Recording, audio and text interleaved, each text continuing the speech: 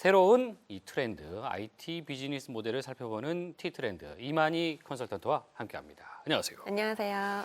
자, 오늘 말이에요. 이 T트렌드에서 꼭 이걸 해줬으면 좋겠다라는 네. 어떤 그 의견들이 있어가지고 특별히 저희가 비트코인 최근에 좀 이슈가 되고 있어요. 저 가격이 뭐 네. 엄청나게 치솟고 있습니다. 이 비트코인이라는 게 도대체 무엇인지 오늘 좀 이야기를 좀 해보죠.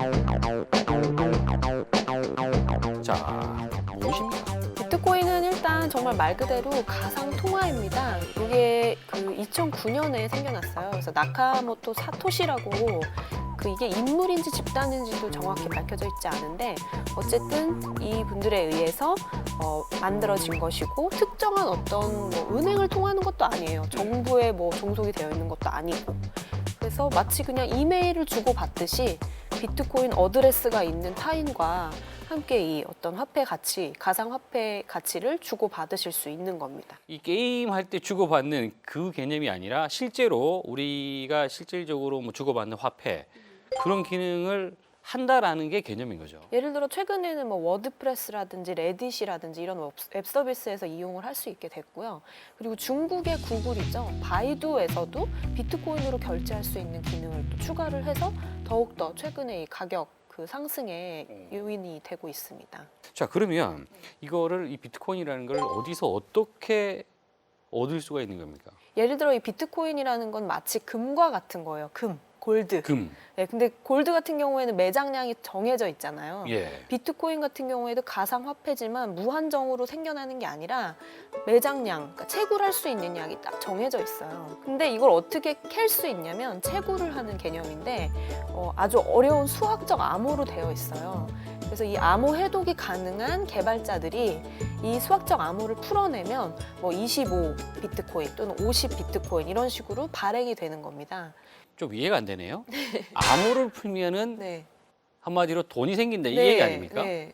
그러니까 일반인은 이 채굴을 할 수가 없어요. 그래서 일반인 같은 경우에 비트코인을 구매를 하기 위해서는 환전소, 예. 거래소라고 불리는 장소에서 그 달러라든지 원화를 지급을 하고 그것에 상응하는 비트코인을 구매를 하실 수가 그러니까 있는 그거 뭐 금을 구매하는 거 마찬가지잖아요. 네네. 근데 어쨌든 여기서 설명을 하고 있는 건 총 2,100만 개까지만 발행이 될 수 있어요. 그것도 2,145년까지. 그래서 발행량이 그렇게 딱 정해져 있는 거고 지금 현재 수준에서는 1,200만 비트코인이 발행이 되었대요. 그러니까 절반이 조금 넘는 수준이 발행이 된 상태인 거죠. 최근에 캐나다의 밴쿠버에는 커피숍에다가 비트코인 ATM 기기를 설치를 해놨습니다. 그래서 이 ATM 기기에다가 달러를 집어넣으면 바로 비트코인을 모바일 기기에다가 이제 충전을 할 수 있게끔. 생각보다 지금 많이 이용이 되고 있는 것 같아요. 이 정도면? 네, 이게 놀라운 수준인 게 이번에 월스트리트저널의 기사에 나온 게 어떤 부부가 예. 세계 일주를 비트코인만 가지고 세계 일주를 한 그 결과가 기사로 나오기도 했어요. 그러니까 먹고 자고 뭐 마시고 하는 걸 다 비트코인으로 했다는 거고 그 얘기는 결국에 뭐 호텔이라든지 뭐 레스토랑이라든지 바라든지 이런 데서도 비트코인이 통용이 된다는 거죠. 최근에 이 비트코인이 이제 주목을 받게 된 이유가 있죠. 독일에서는 아예 국가적으로 비트코인이 통용 가능하다고 인정을 해주고 있고요. 예. 그리고 미국에서 지금 11월 18일에 미국 상원에서 아예 공청회를 열었어요. 비트코인 문제가 굉장히 좀 커지다 보니까. 네. 그 벤 버냉키 의장이 서한을 보내서 비트코인에 대한 의견을 피력을 했습니다. 그러니까 해석하면 장기적으로 긍정적인 어떤 성장 가능성이 있을 수 있다라고 얘기를 한 거예요. 효율적으로 어떤 지불 수단으로 비트코인이 부각이 될 수도 있다는 얘기를 했고 그러고 나니까 가격이 500달러 선에서 900달러까지 치솟는 맞아요. 이런 엄청난 그런 변동폭을 보여줬죠. 한국에도 환전소가 있더라고요. 네, 코빗이라고 불리는 환전소가 있어요. 예. 네, 근데 아직까지 뭐 국내에서는 그냥 해외 사이트에서 뭔가를 구매할 때 비트코인을 이용하기 위한 분들이 사용하는 것 같아요.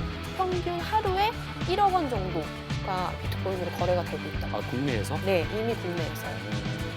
자, 이 들으면 들을수록 미스테리한데 이 비트코인으로 인해서 문제들도 발생할 것 같은데. 아무래도 비트코인이라는 게 익명으로 돈을 주고받을 수가 있는 거예요.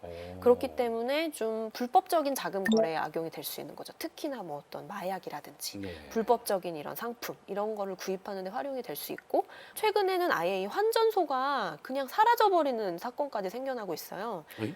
그래서 호주 같은 경우에 한 150만 달러에 상당하는 비트코인이 해킹이 돼서 사라지고, 아. 뭐 환전소도 뭐 갑자기 사라져버리고, 이런 사건들이 좀 생겨나고 있습니다. 자, 이 이제 갖가지 문제점도 나타나고 있는 것 같고 긍정적인 이야기도 나오고 있는데 비트코인이 앞으로 어떻게 될까요?